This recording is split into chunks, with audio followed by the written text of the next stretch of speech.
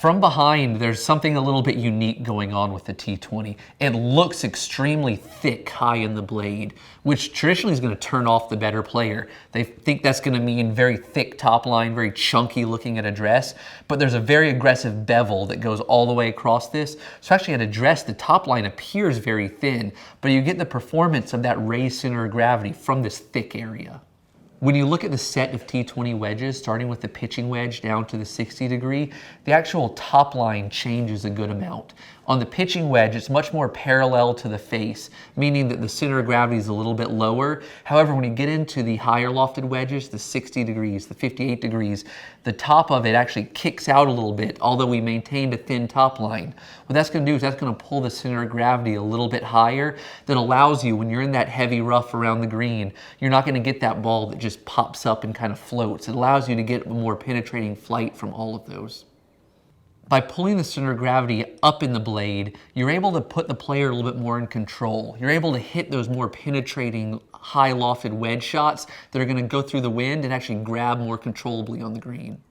When you get to the lower end of the bag, your short game clubs, your wedges, people are a little bit more bold with the choices they'll make. So we actually have 3 different finishes with the T20. We have our traditional satin chrome, we have our blue ion, and we actually have a raw wedge as well.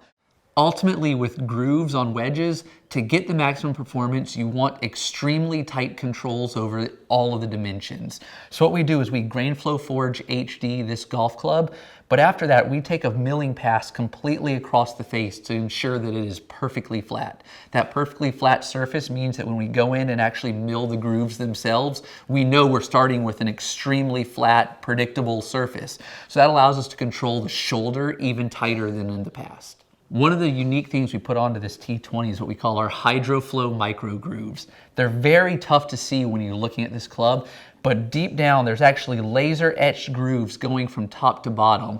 That paired with our CNC milling of the face is going to help channel moisture away so that you get very consistent and tight spin performance out of any condition.